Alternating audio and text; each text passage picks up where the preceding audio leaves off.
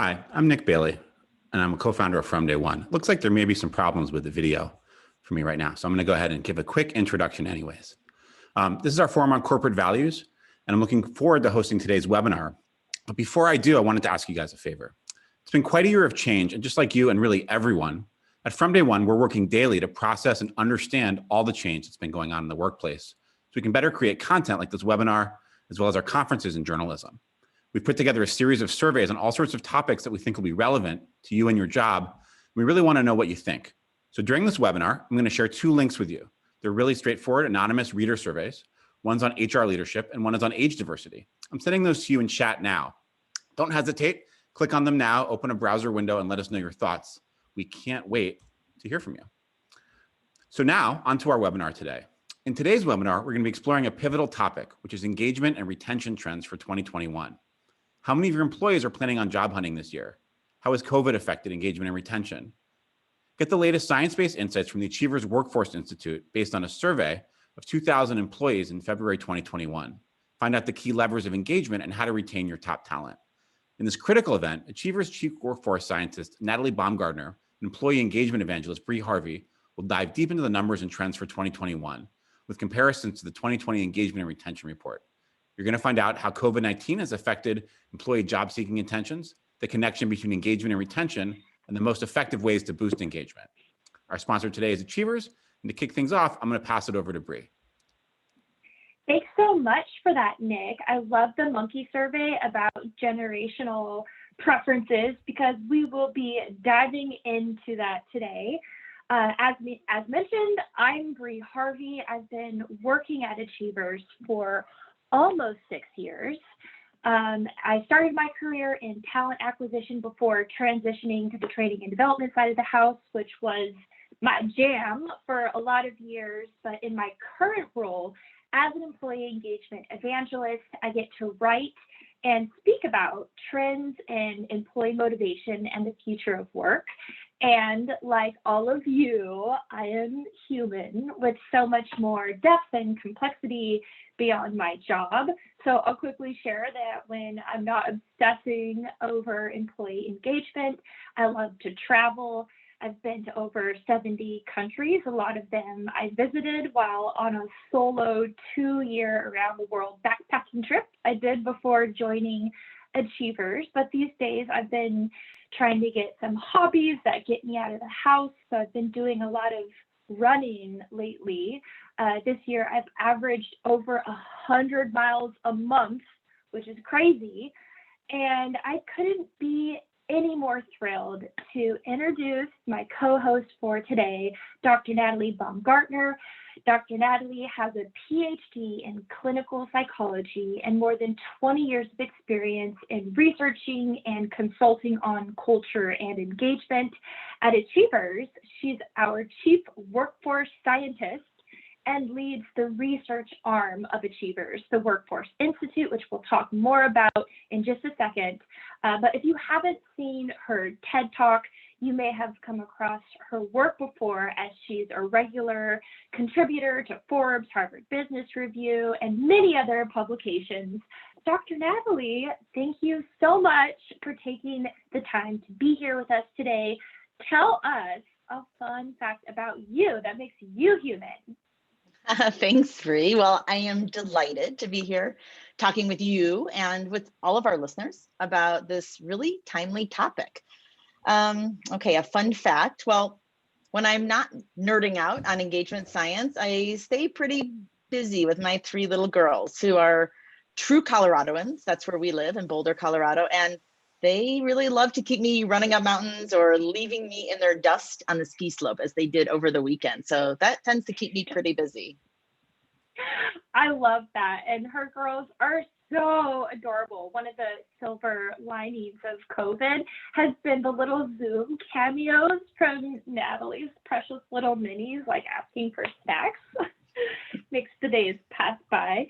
Okay, let's do a quick overview of how we'll be spending our time together.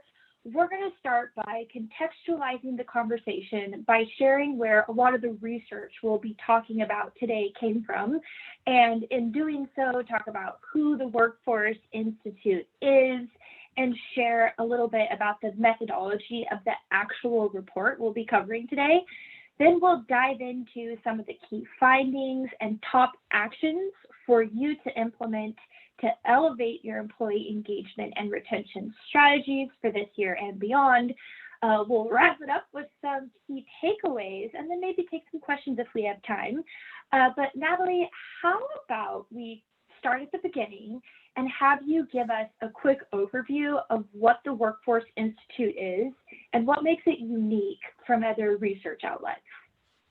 Sure. Well, the Workforce Institute is, as you mentioned, the science and research arm of Achievers. By design, we're a cross-functional team of really passionate leaders in data science and product, customer success, marketing, that all work together to bring a workforce science focus to everything that we do here at Achievers.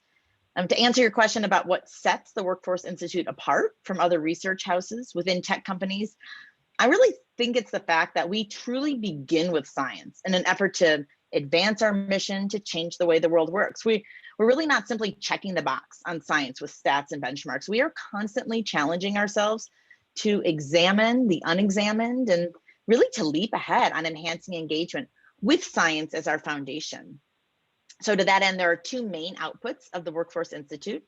The first is thought leadership. We translate academic and business research into digestible, usable insights that we then share through articles and outlets like Forbes and Harvard Business Review, and also through our own Workforce Institute insight papers and reports, like the one we're sharing with you today.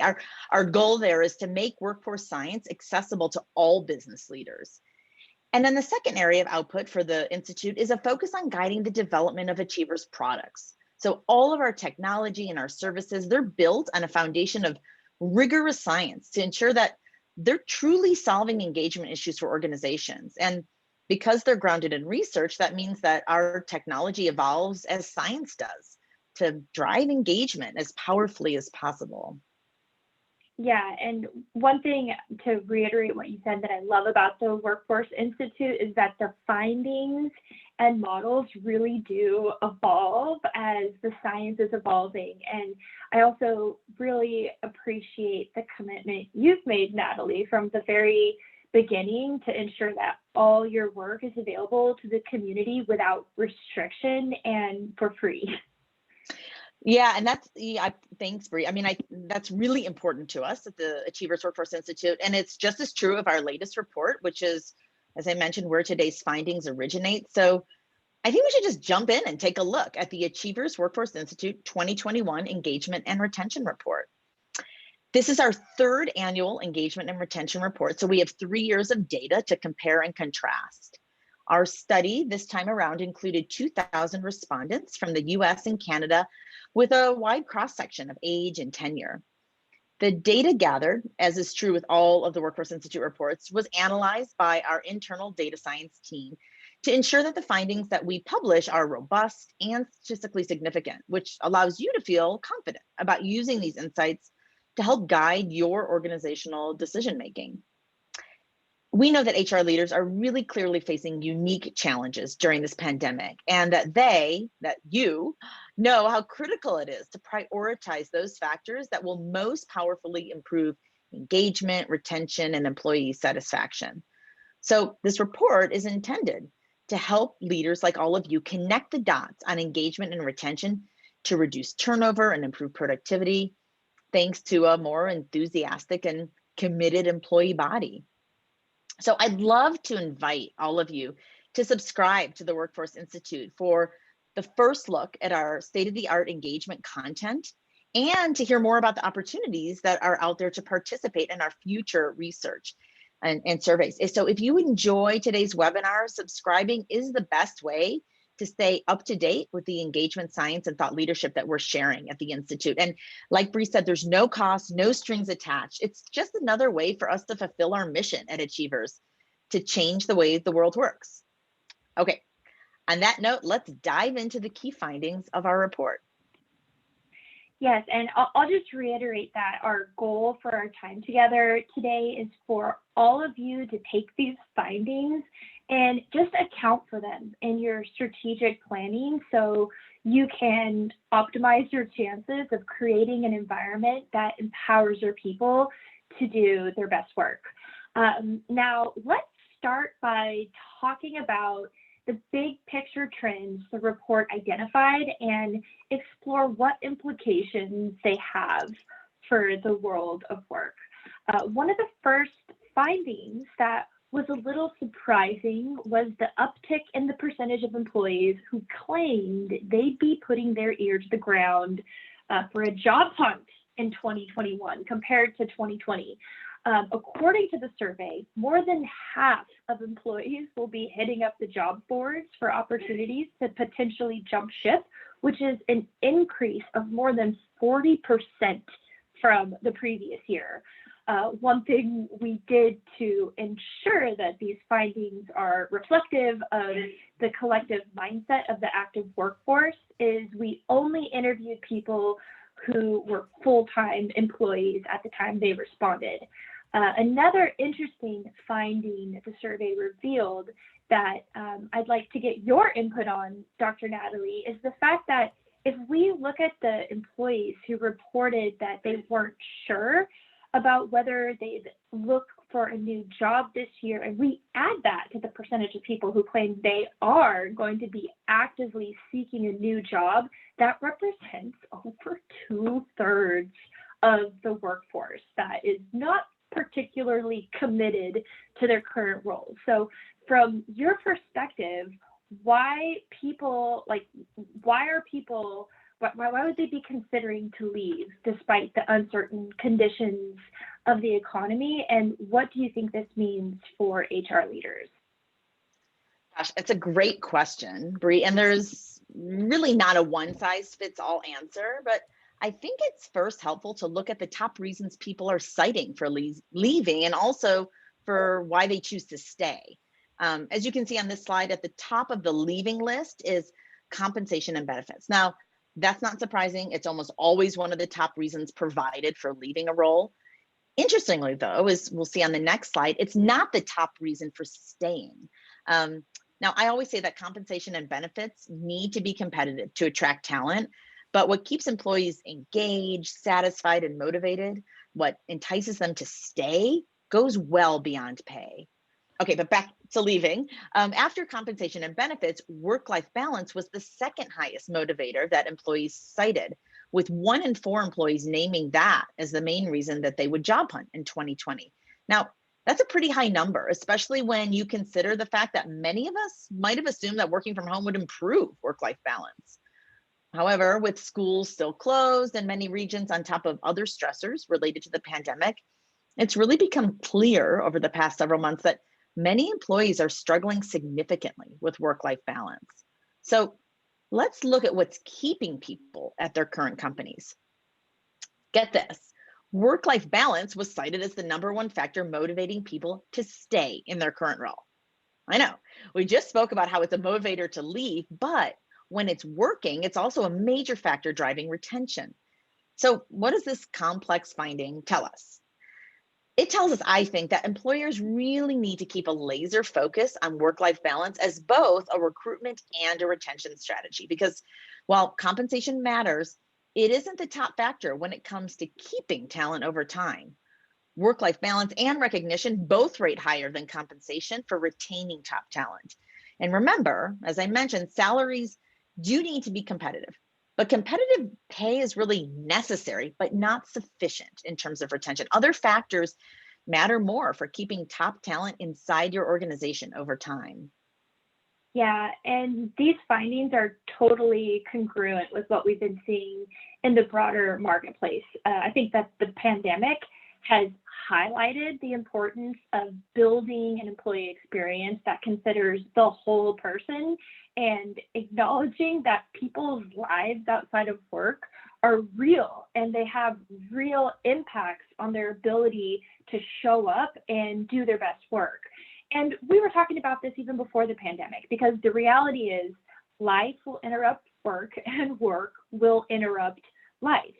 What makes the events that have unfolded over the last 12 months unique is that they've led to an unprecedented rise in the number of employees who are experiencing burnout and other behavioral health issues. And from my perspective, I think it's been really energizing to see so many companies stepping up and owning up to the fact that creating policies that address this head on and attempt to get that work-life blend correct.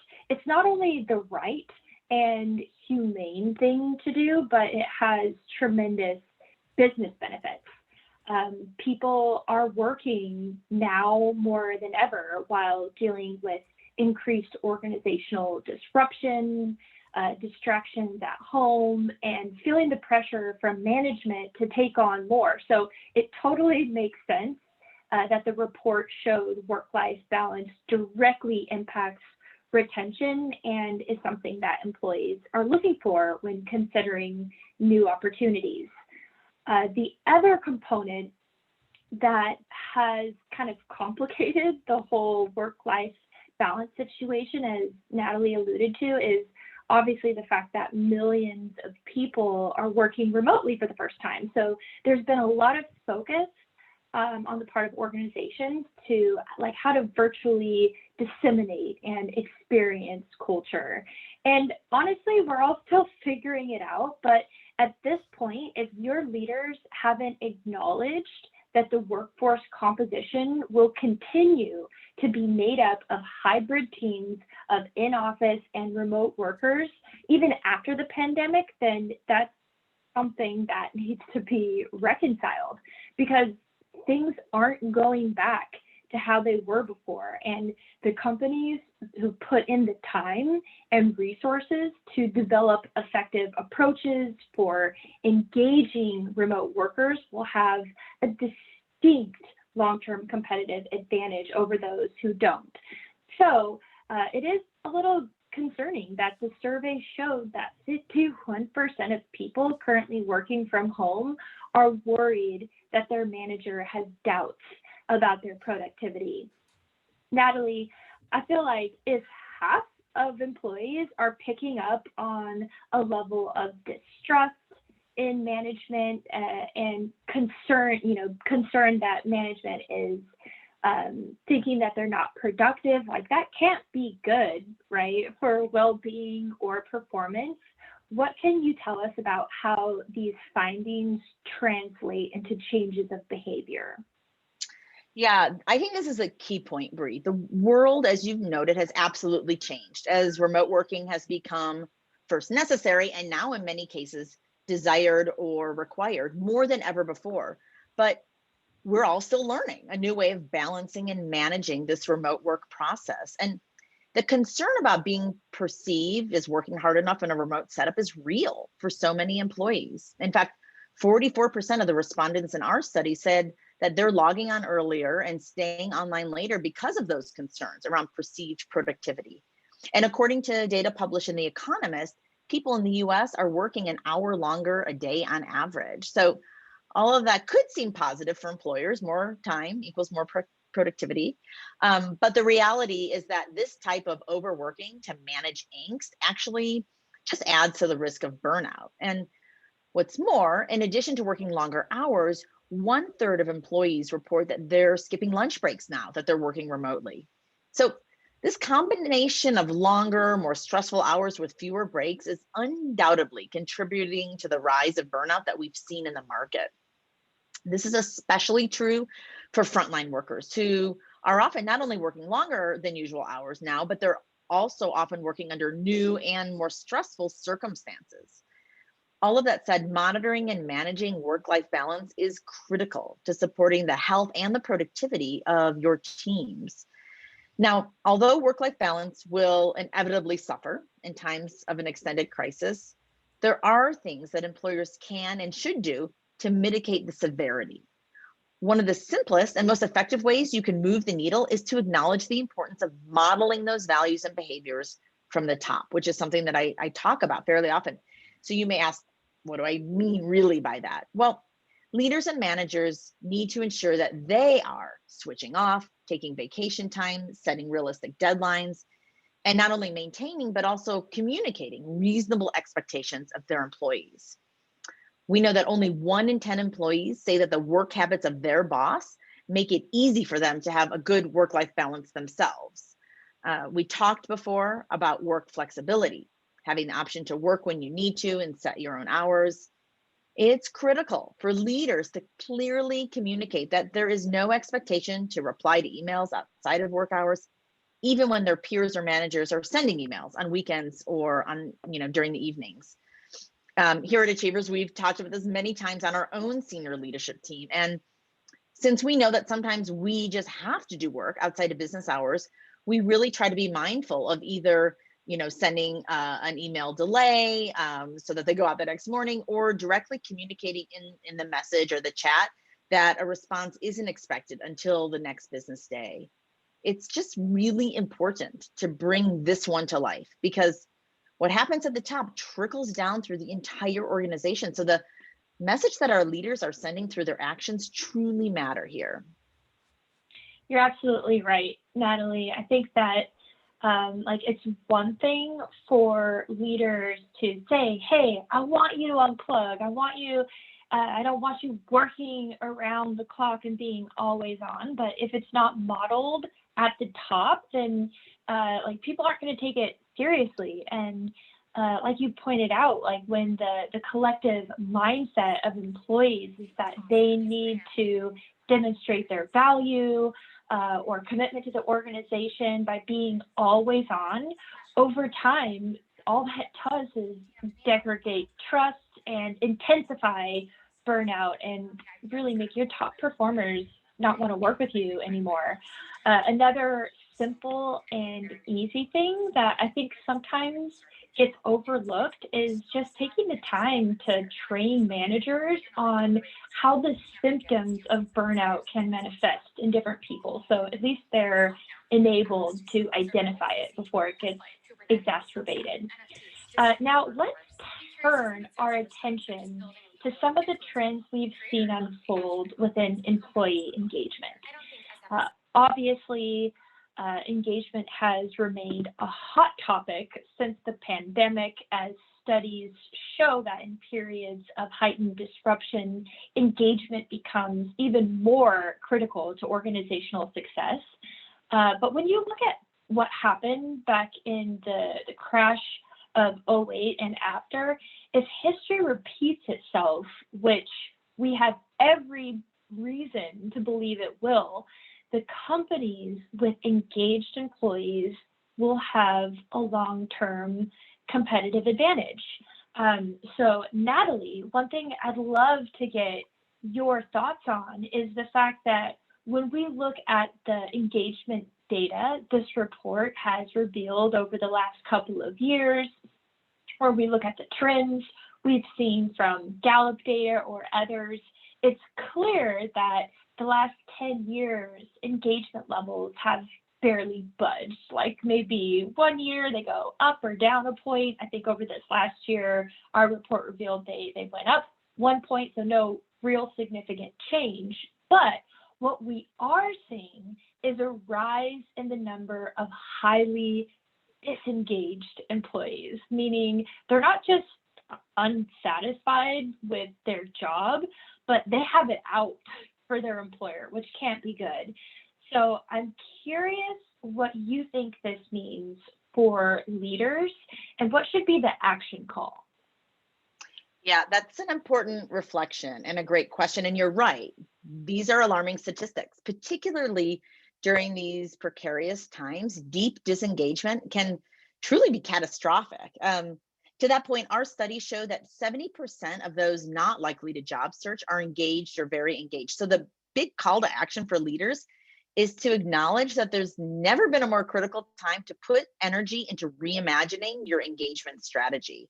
And success begins with setting the expectation with leaders that they're accountable for the engagement of their team. We have to ensure that leaders understand how engagement influences every aspect of their success and thus the success of your business. And perhaps most importantly, we need to provide them with the right engagement tools. We need to empower them, because we know that what gets acted upon, what gets measured, gets managed. So According to the Achievers Workforce Institute's 2020 Culture Report, most organizations are still limiting their engagement measurement to annual engagement surveys, which we know from extensive research is simply just not frequent enough to maintain a clear pulse on the engagement of our people. And that's because engagement is exceptionally fluid and it changes throughout the course of a single day, let alone over weeks or months or years. Our research shows that organizations collecting feedback more than 4 times a year through a combination of pulse surveys and continuous listening mechanisms, that those organizations are consistently enjoying higher levels of employee engagement. Another key finding of the report was that employee sense of belonging was demonstrated to have a critically important influence on engagement, with 92% of those who reported being very engaged also reporting feeling a strong or even very strong sense of belonging. Now, you're probably hearing more and more about the concept of belonging as it's becoming an increasingly important topic of focus for HR leaders. At the Achievers Workforce Institute, we've been studying the concept of belonging for some time now, and we really believe that belonging is the truest measure of employee engagement, that it's the big ticket goal that organizations need to hold front and center as the measuring stick for the extent to which employees are truly thriving in the workplace. What's more, here at the Institute, we also believe that belonging is the end game for diversity and inclusion efforts. We think of diversity as critical organizational structure and process, ensuring that a workforce is truly diverse on multiple metrics. Equity is then the extent to which power is consistently and constantly distributed equally across all employees, and that includes, but isn't limited to, pay, promotion, benefits, titles, and so on. Inclusion is then the action driver, the methodology for ensuring that an organization designs processes and systems that incorporate and include every employee in ways that feel appropriate and positive and empowering. And then we come to belonging. As we see it at the Workforce Institute, belonging, as I mentioned, is the outcome, the end game, the measure of whether those diversity, equity, inclusion efforts have been received in a way that allows every employee to feel that they truly belong within their organization based on who they are. Using that model as a framework, it makes sense that belonging would be closely tied to engagement, because if we feel that we truly belong in an organization, then we're more likely to be advocates for our company, to be committed to our job and enthusiastic about our role. Our 3 research-backed indicators of authentic employee engagement. So let's look at what our respondents identified as the key factors that would make them more engaged.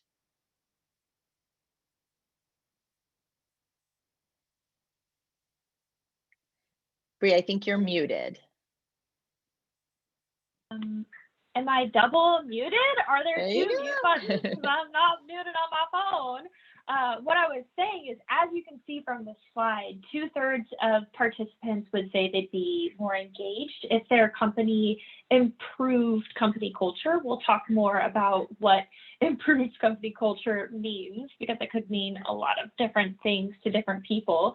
But in looking at other top answers, to echo what Natalie was saying, I think that they very much reflect the rise in importance of diversity, inclusion, and belonging.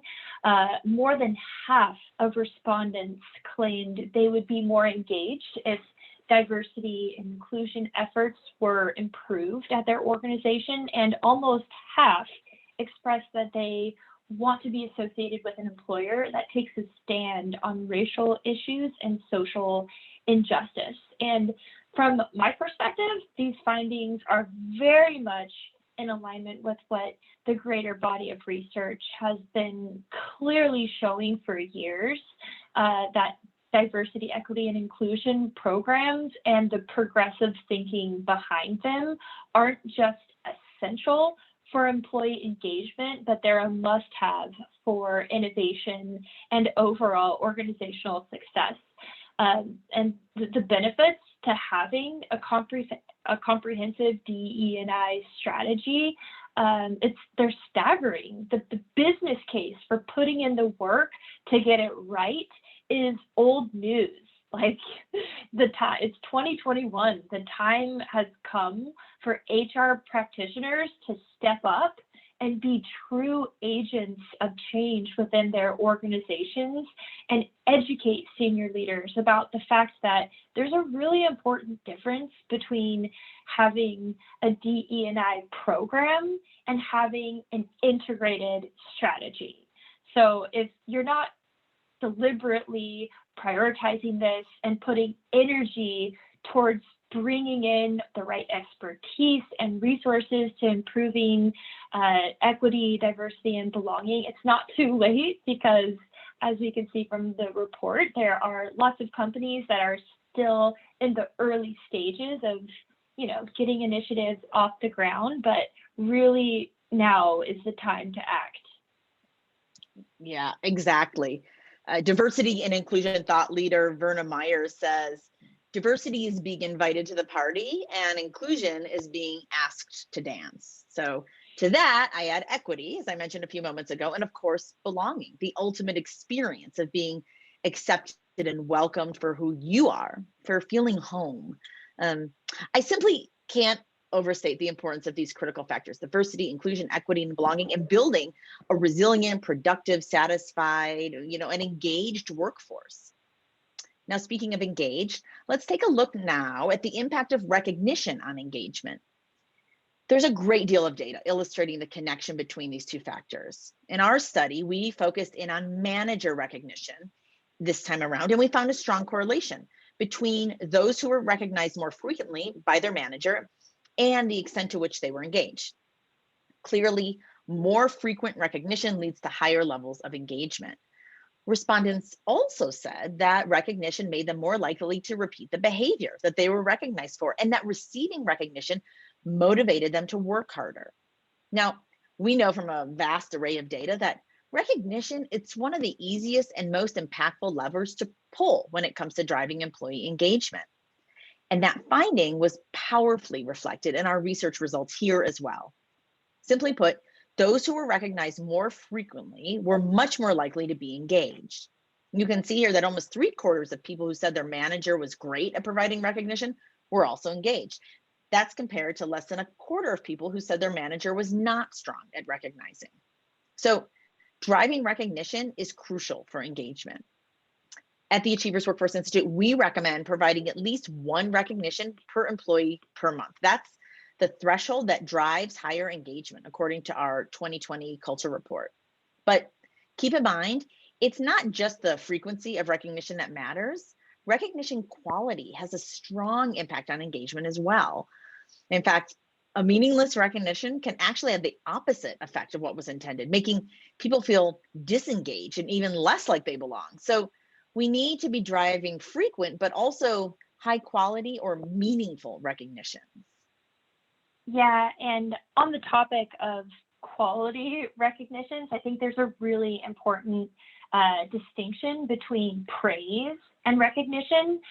Praise can be nice, but it's vague and doesn't contain any actual information about a person's performance, while recognition should have a level of specificity about what exactly the person did that deserves to be recognized. Now, one question that always comes up on the topic of recognition has to do with generational nuances. In fact, I saw one in the Q&A panel. And so when I saw in the report that it was, in fact, Gen X who wanted more frequent recognition as a millennial, I couldn't help but to smile, not because there's anything funny about people feeling unappreciated, but because contrary to what some boomers and Gen Xers have said for years about millennials being more needy for constant recognition, the truth of the matter is that recognition is an intrinsic emotional need that's universal, that transcends age, culture, or personality.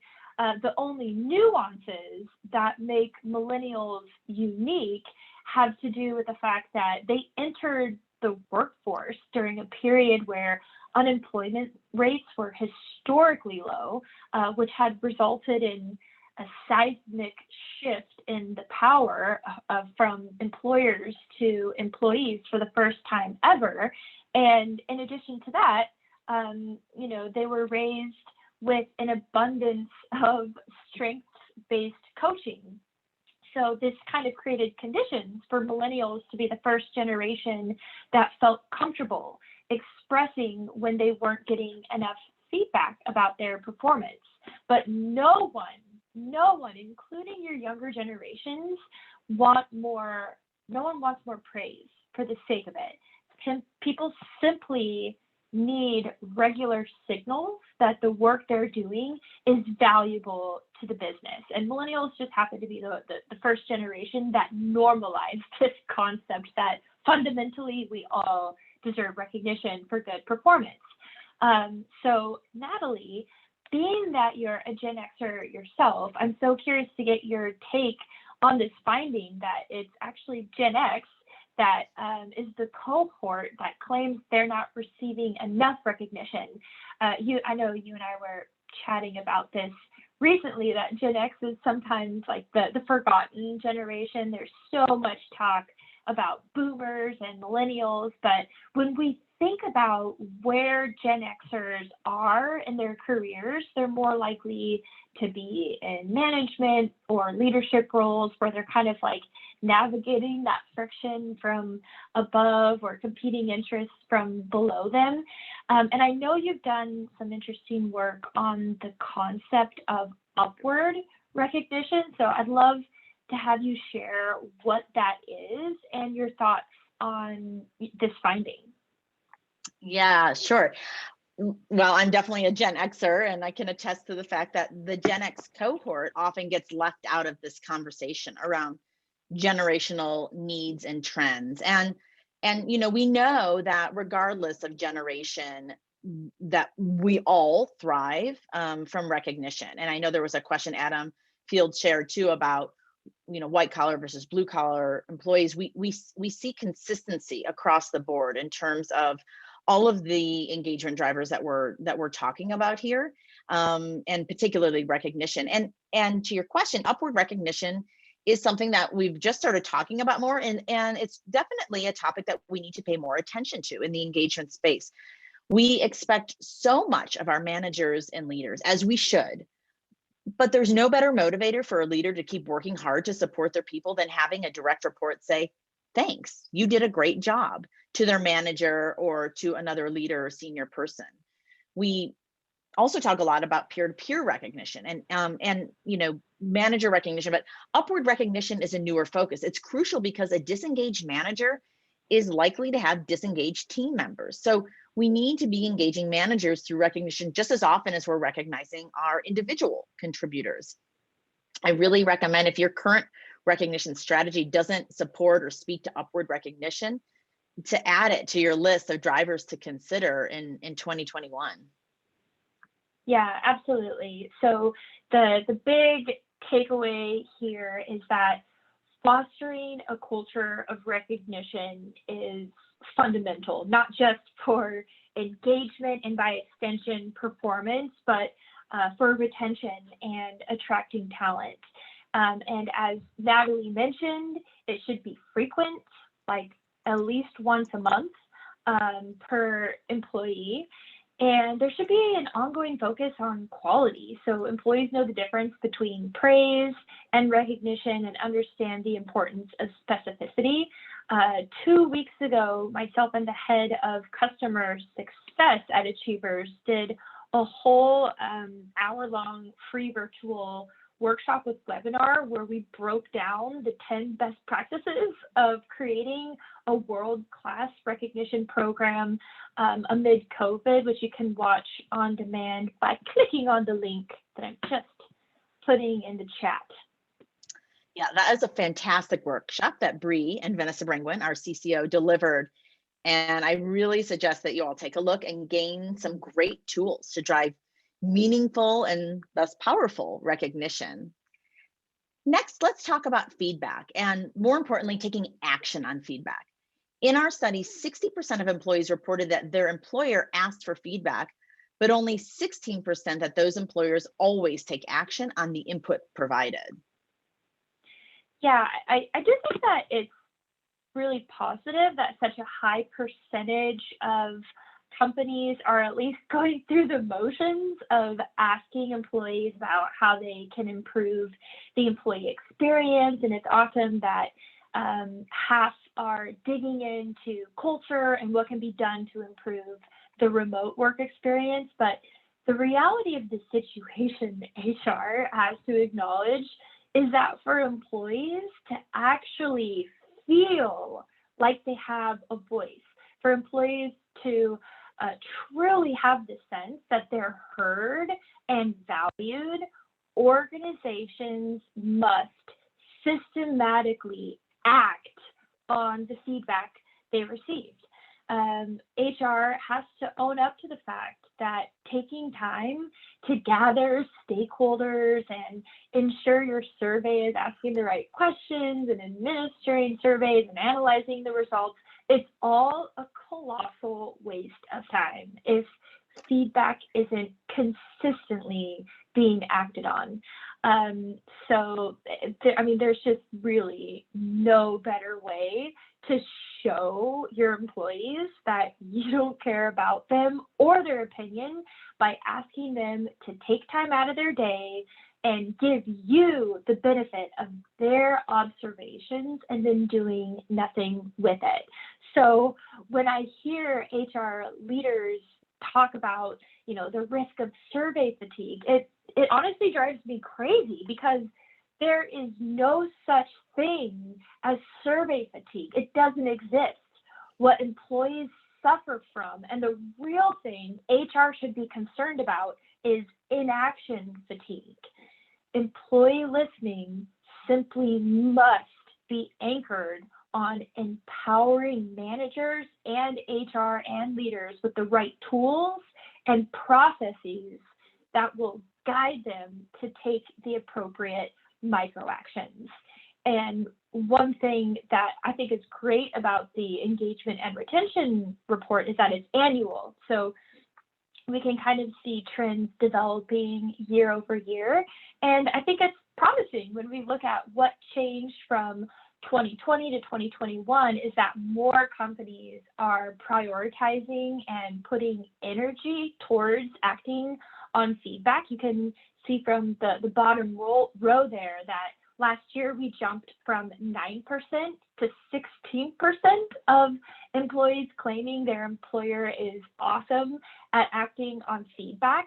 And although that's actually really wonderful, it also tells the story that an overwhelming majority of organizations have more work to do to bridge the gap.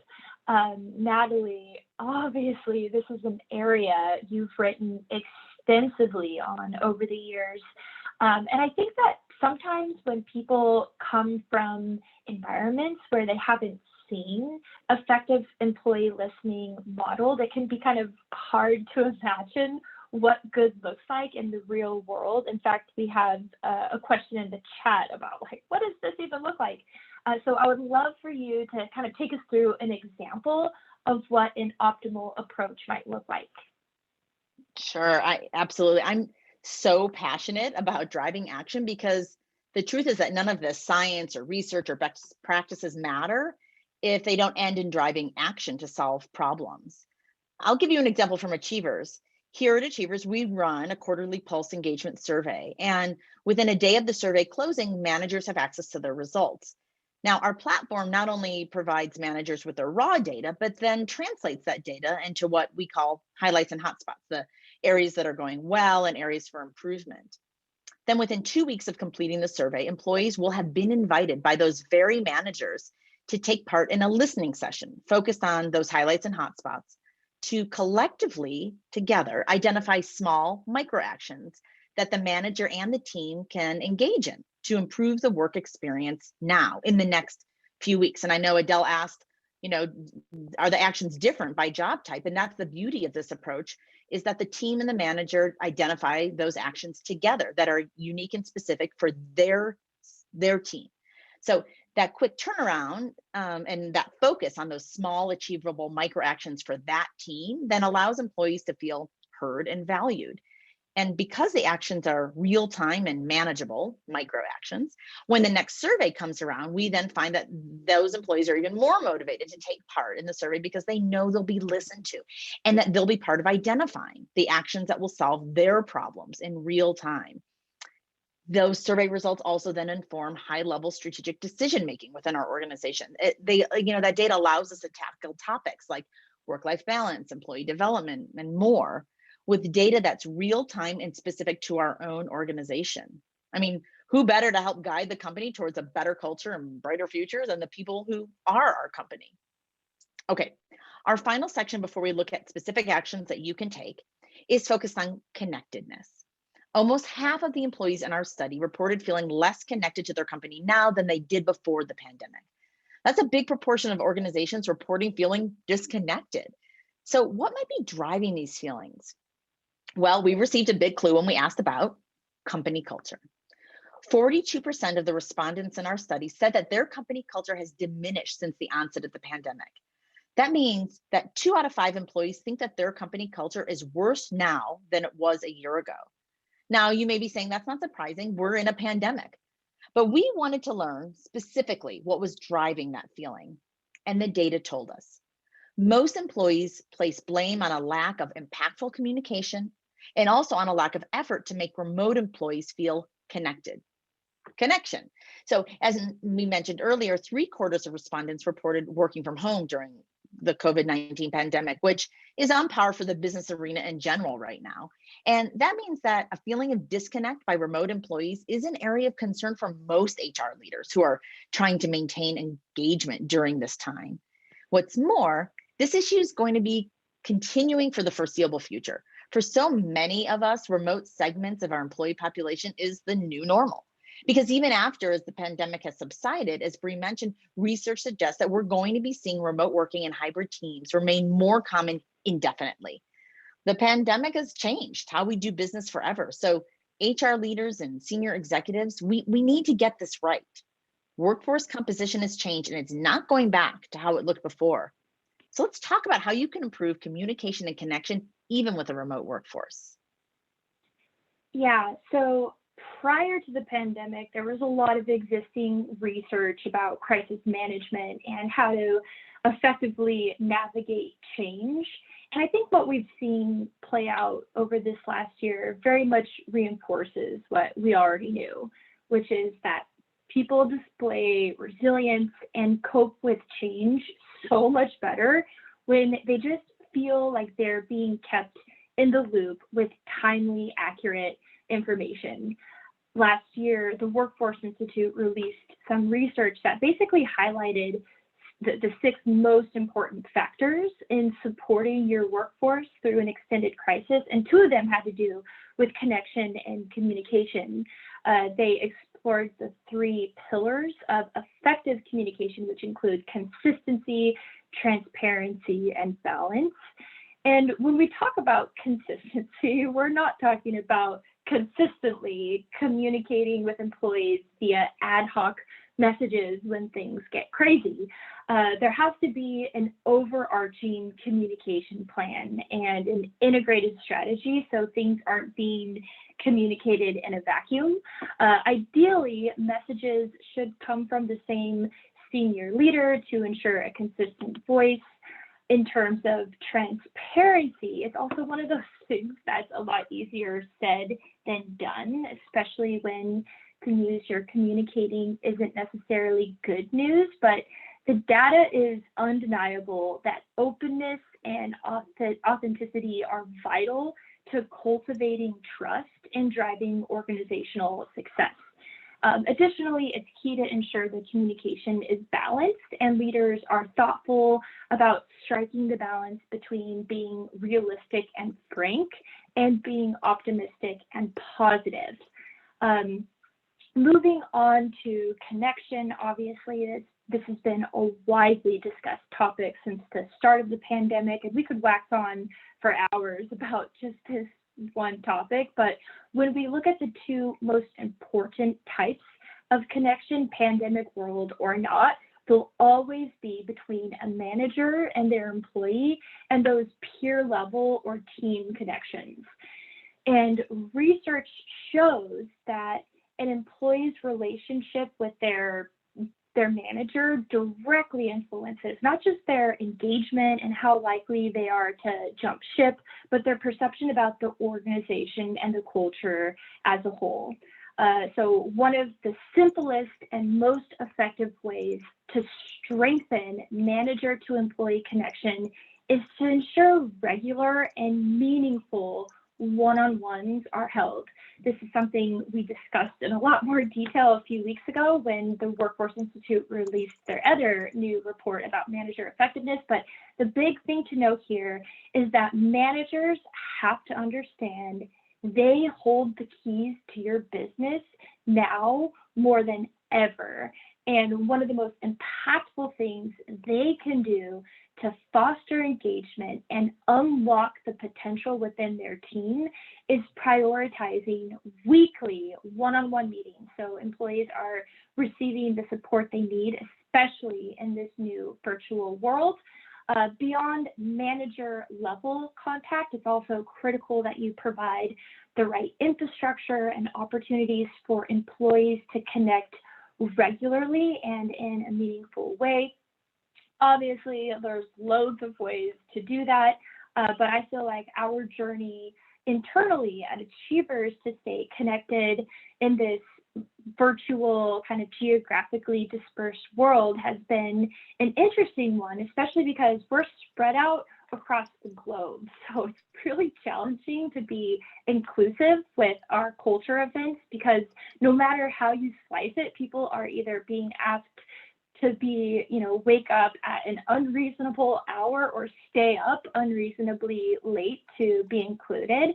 And one thing that has played a really central role in keeping us connected and aligned to our mission and goals is our recognition program, which is primarily peer-to-peer. I'm sure it's shocking to most of you, but I'm extroverted, and going into the office and seeing my people was something that really brought me a deep level of joy and satisfaction. So having that stripped away from my daily experience has been really challenging. But one of the main things that has helped me feel more connected is having a space I can go where I get direct line of sight into the cool things that my coworkers are doing around the world, especially when I'm not having the best day or feeling isolated. It's just really uplifting to be able to scroll through kind of like a real-time highlight reel of all the wins happening across the business and being able to participate in the celebration. Dr. Natalie, I know you probably feel the same way, given you've been remote a long time. Yeah, absolutely. As someone who's worked remotely for years, even before the pandemic, I agree. It can be disjointing and lonely, like you said, even when working for a company that lives and breathes employee engagement. That said, having a centralized place to display all the great work that's happening across the business in real time really brings our culture to life for me every single day. And it helps make me feel like I'm right there celebrating with everyone, even though I'm thousands of miles literally away. On that celebratory note, I'm going to wrap up our time together with 4 specific takeaways that you can use to drive engagement and improve retention. We've discussed many ways that technology can help you invigorate and scale your culture efforts. People have been asking in the chat, how do you make this happen? And as I mentioned, the issue of a remote or hybrid workforce, it's not going away. And so a critical way to maintain and improve your culture and your engagement in this new normal is through technology. Investing in technology allows you to infuse the employee experience with a consistent, powerful culture, no matter where in the world your team is based. Culture alignment, that extent to which everything you do inside your company is consistent with your unique company values, that's also key to driving remote employee engagement because it ensures that everyone understands the company values that are important to all of you and that they're encouraged to live them every day. Next, work-life balance. Balance is crucial for both recruitment and retention. Employees, they want to know that they'll be able to meet their personal obligations like childcare or elder care, as well as just having downtime to rest and recover. So start by asking employees, either in one-to-one meetings or through a quarterly pulse survey, whether they feel they're able to balance their work and personal commitments. If they're not, ask them how they could be better supported. And remember that balance starts at the top. So make sure that your leaders and your managers, that they're taking vacation and shutting off in the evenings and on the weekends to model that for others. Recognition. As we've said, recognition is truly the easiest and most effective way to improve engagement company-wide. A culture of recognition, supported by a robust recognition platform, it ensures that a simple thank you goes a long way. The Achievers Workforce Institute data shows that at least one recognition per employee per month is required to maintain that strong engagement. I know someone in the chat said that seems like a lot. What if there's nothing to recognize? And I assure you that there is something to recognize in what your people are doing at least once a month. It's about changing our lens and looking for those opportunities. So train your managers in what effective recognition looks like, and then hold them accountable for doing that recognition, for recognizing their team members regularly and meaningfully. And remember that peer-to-peer recognition is equally impactful on engagement and can be a low-cost or a no-cost way to increase recognition frequency throughout your organization. And action. Remember, we cannot solve unless we act. We know that many organizations are failing to take action on feedback, which just discourages employees from then taking part in the surveys and continual listening tools that we need, as they feel that nothing will come from their input. So ensure that your feedback tool incorporates action planning as part of the feedback process to support managers and leaders in turning employee feedback into actionable insights. Yes. Okay, I think that we are actually going to pop to 2 more slides because that is pretty much all the time we have for today. I want to thank each and every one of you for taking the time out of your lives to be with us. Please feel free to connect with both of us on LinkedIn and let us know what you thought of the program. Huge shout out to the beauty and the brains behind the Workforce Institute and the report we talked about today, Dr. Natalie. Thank you so much. It's always such a pleasure. Thank you, Bree, for bringing your fantastic insights and your infectious enthusiasm. I always love presenting with you. You can all see on the screen where to find the engagement and retention report. And please, like Bree said, connect with us on LinkedIn. But if there's only one thing that you do today, please subscribe to the Workforce Institute. Like we said, it's free to join, and it means that you'll be the first to know about our next report or webinar. Join us today to celebrate and learn about workforce science every single day. Excellent. Thank you so much. Thanks so much, guys. To wrap up today, I'd like to thank our speakers, Natalie and Bree, as well as our sponsor, Achievers. As a proud Gen X member, I want to say specifically, thanks for the recognition. Just noticing that we actually exist is, I think, a great improvement for most of us, as you mentioned. Couldn't agree more. If you'd like to join us for more virtual events, you can head to our website, fromday1.co. That's FROMDAYONE.co. And when you get there, you can check out more of our upcoming webinars and virtual conferences. Thanks to all of you guys who filled out this week's surveys that I put in chat. I'm going to throw those into chat one more time. Click on it right now, get it in your browser. When you get a chance today, fill that out and let us know what you think. It's going to help us create some upcoming content. Speaking of that upcoming content, we have some upcoming webinars. On this Thursday, March 11th, we are going to be covering, hold on a second here, let me make sure I have it in front of me.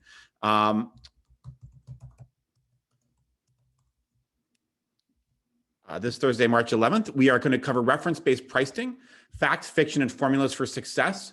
On Tuesday, March 16th, we'll be covering the topic of parents under pressure, how to ensure well-being at a time of historic stress. Thanks again to all our From Day One audience members. We would like to recognize them. That's you. Thanks so much for participating in this webinar today. We will bring you lots more throughout the coming week and the coming year. Thanks again for joining us, and stay safe out there.